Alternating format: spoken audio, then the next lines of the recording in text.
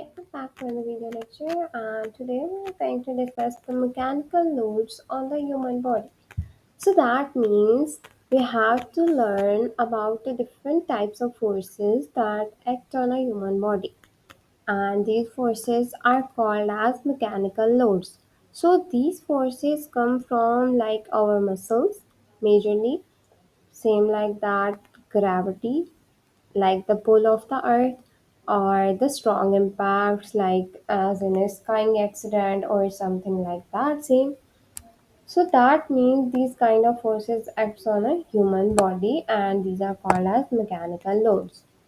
So how a force affects our body depends on majorly three things. Okay, so forces affecting our body require these three things. Like first one, how strong the force is, that means its magnitude. How long it lasts, that means its duration. And which direction it comes from, that means its direction. So these three things, magnitude, duration, and direction, is basically like depending on how force affects our body. Okay, these are majorly the three things on which our body depends on. Okay, so how basically acting is how the forces are acting is basically okay. We can just focus on the three main types today. Types of mechanical forces: compression, tension, and shear. Okay, we can just scroll it down: compression, tension, shear, and we can just discuss these with the uh, picture, so you can just understand everything in a detail without too much of the theoretical component. We can just take picture as an example so we can just understand it in a very deep and conceptual way. So the first one is basically the as the name shows, the compression. Because here the first picture is here, we can just scroll it down towards the compression. Okay, here you can just see the compression. So, compression is a pushing or squeezing force that moves through the body in a straight line. That means any pushing, any squeezing force that moves any object axially is basically its compression force.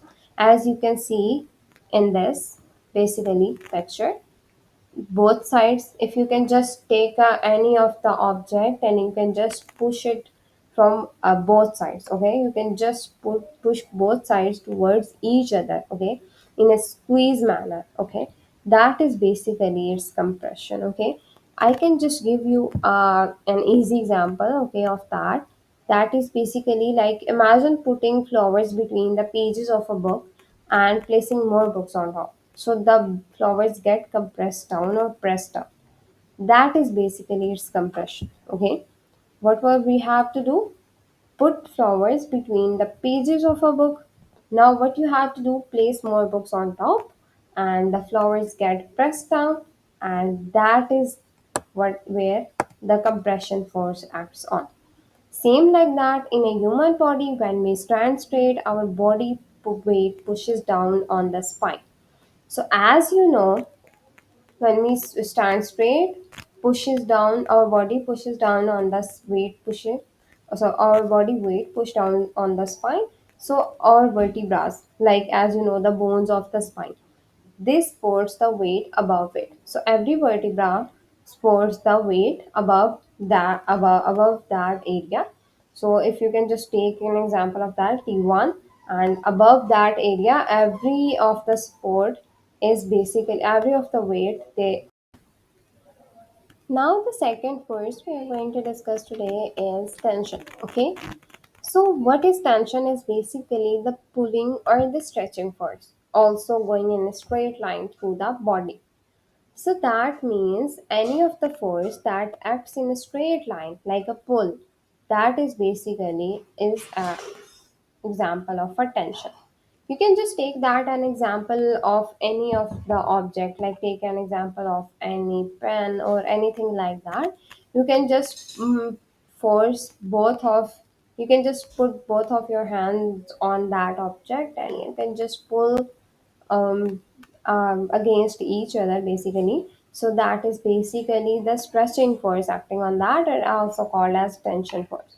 So easy example of that: when a child sits on a swing, their weight pulls on the chain, and that pull is called as tension. As you know, the swing is like slightly above from the normal, slightly above when there is no child or no one is sitting on that. But when a child sits on a swing, their weight pulls on the swing. So that pull is actually called as tension. Okay.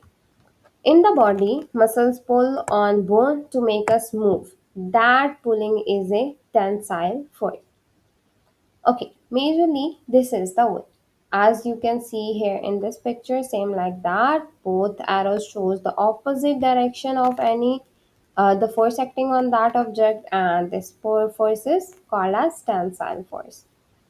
So the third one is the shear, a force that slides across the surface, not through it, but it acts parallel to a part of the body. So that means this is the force that acting on a parallel direction, like this way. Okay, like you can see here in a picture, both arrows are acting in a opposite direction, same like that. This is the example of shear force. Like, just take an easy example. You can just take two books are stacked up, and now you just push the top book slightly aside away, it slides over the bottom book. That is basically where the shears act. Like, just see that here, the force is basically the shear. Same like that in a human body. Simply take an example of a knee joint. If a force pushes forward across the shin bone, it's a shearing. Okay, like just take an example of a person is basically landing. Okay, same. This example is present in your book as well. So we can just take this. See here in a figure. So during the landing from a sky jump, the axial impact force at the knee includes a component of interiorly directed shear on the tibial plateau. Tibial plateaus are present in a tibia. So majorly what happened is basically femur is acting on the opposite direction to the tibia. Okay, but in a sliding way. Okay, this is basically the sliding where the sliding happens, or you can just say that shear happens. Both are in a parallel direction, both bones are in a parallel direction, but they can just move. One force is acting on this, so other one is moving on this. So here the shear is basically acting on femur and tibia, in between the femur and tibia during the landing. And because of this kind of force basically push or put more stress on the ACL, that means anterior cruciate ligament.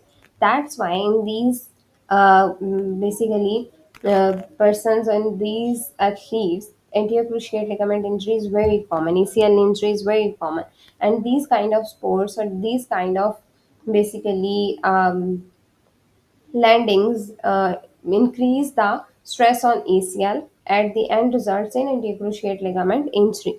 So remember that in what shear force, when shear force is acting on any of the joint, majorly through the long jump or very a big jump from any of the area, at the end results in a intercruciate ligament injury if the shear force acting on a knee joint.